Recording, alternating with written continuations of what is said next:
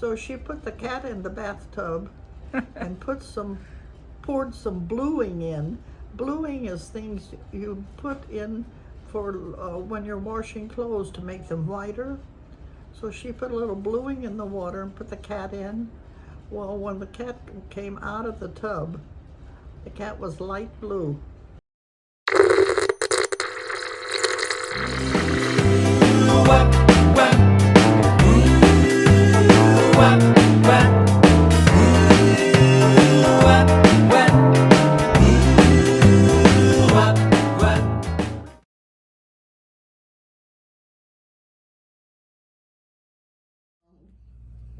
And in those days, you helped the person in the dressing room dress with clothes, no matter what, you helped them.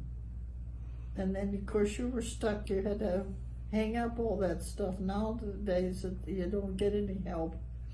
But this woman came in and she wanted a girdle. And it was kind of a rubbery type girdle you had to pull up.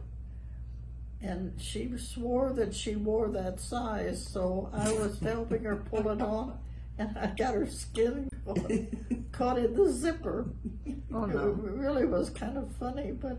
Did she start shrieking? No. I don't know how I got her out of it, but it was kind of funny. What was the name of the store? Snyder's Vogue. Oh. SNYDER''S. What city was this in? Where I live, St. Charles. That's funny. That's hilarious. Snyder's Vogue. Oh, okay. My mother grew up on a farm, and mother's dad died when mother was 12. So everybody had to do a lot of extra work because mother was the oldest of 4 children. So her mother, I never knew her. Must have been a very tiny woman, but very determined. And she had a helper who did not live with them, but was there every day, and his name was Philip Schick. And whenever he would go get something that was brand new to wear, for example, he put it on right away. Whatever he had, he wore immediately. So in my family, it's gotten to be, if you buy something and you wear it right away, you're Philip Schick. That's hilarious. Well, oh gosh. My oldest brother, Fern, when he was at Washington U, he worked in the history department while he was getting his master's and his doctorate degree. And the head of that was a German professor called Dietrich Gerhardt. And Dietrich Gerhardt had a yellow cat. And the cat's name was Madame, because Dietrich Gerhardt's wife was a French, and Madame, I guess, is Madame French. Okay, so the professor and his wife were going back to Europe one summer, and my brother volunteered to take the cat for the summer, just to sit with it. So at the St. Charles, here comes Dietrich Gerhardt with his cat. And he brings the bed for the cat and all this kind of stuff. Well, the kitty cat, that was our first cat. And we didn't, when my dad would let him out, let her, it was a female, let her outside, he would call Madame, and she never came. So Dad decided he'd call the cat Dieter, after Dietrich Gerhardt. So all summer long the cat was Dieter, and when you called Dieter, Dieter came. Well, when the end of the summer and Dr. Gerhardt came to get his cat, the cat was outside. And Daddy went to the back screen door and hollered, "Here, Madame, Madame." Cat didn't come. So Daddy lowered his voice and quietly called, "Here, Dieter, Dieter, Dieter, Dieter," and here comes the cat. So that's how we got the cat. And then you had another cat that your mom would see when she got back from working? Well, before that, though, this cat, Dieter, had a bunch of kittens. Probably two batches of kittens. One she had in the coal bin, and one of the cats was solid white kitten. And another time she had her cats behind my piano. My piano was in the corner at an angle, and she had it back there. You had one of the cats from the litter? Yes, we kept Snowball, the white cat. And when Fern and Sarah came to visit us one time, Sarah thought, "I'm gonna see if I can make Snowball whiter." Oh no. So cats don't like baths, as Carson found out. So she put the cat in the bathtub and poured some bluing in. Bluing is things you put in for when you're washing clothes to make them whiter. So she put a little bluing in the water and put the cat in. Well, when the cat came out of the tub, the cat was light blue instead of white. And the cat was so horrified that she ran under the bed and didn't come out until she'd licked herself dry and got rid of all the blue. Oh no, what a mess. Yeah.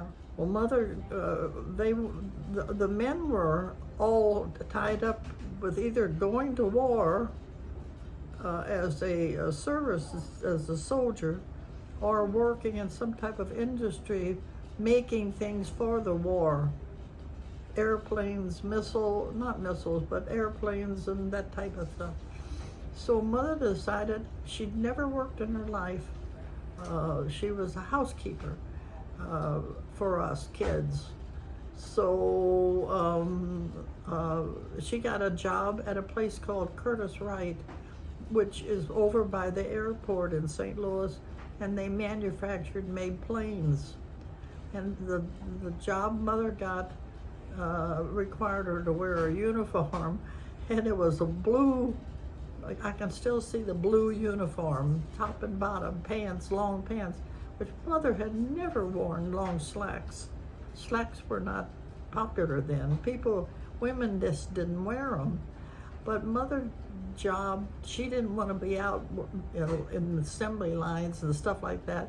So they put Mother in a small crib area. And in that area, they had special tools. And the people who worked there that needed those tools had to come to the crib and sign out for those tools because they were so valuable. And so that's where Mother worked. And she would go at 4 o'clock, we had a bus that ran around St. Charles and picked up the people. And she would go to 4 o'clock and then come home at midnight. And then we had a cat. I think this one was black. And the cat every night would come around to the front of our house and sit there and wait till the bus comes. And the people on the bus would say, "Esther, there's your cat." And Mother would get off the bus, and the cat would kind of look at Mother, rub up or whatever, and then Mother would go on in the house, and the cat would roam the neighborhood at night. Wow, that's so neat, Grandma. All right. My brother Don and I also, the dairy was offering whoever collected the most Eskimo pie wrappers or something like that. I can't remember what it was, but I want to say that because they made ice cream. And so Don and I would go to the park, at the city park, and we'd see the Eskimo wrappers. We didn't dig through trash, but I don't remember how we got them. but we collected whatever we had to collect. And we ended up in the summer with a whole stack. So my brother and I went to the dairy, and he went up the steps, and he said, "You wait down here. I'll go up to Mr. Deere's office." He was the head of the dairy. And I know that they were going to give a watch as the prize. And I thought, I'm getting my Annie Orphan watch. When I waited, and comes down the steps, and I looked, and it was a Dick Tracy watch. I don't remember what I was disappointed, but I don't remember whether I was really mad or not. But Don, so all these years I've kidded Don about Dick Tracy, and I would send him things about Dick Tracy, or just to tease him about it. Well, he told me he never really got to wear the watch very much because my brother George went off to college, and Daddy couldn't afford to buy a watch or anything. So Don gave him the Dick Tracy watch to our brother George, and he took it with him to wear while he was at college. Wow, that's really cool. Yeah. So, and I looked through my stuff the other day with some junk, and I had pictures of Dick Tracy I'd gotten that I was going to send to Don. So I hope he's watching and know that I have these things to still tease him about. He sure is. When I get up there, I'm going to tease you about that.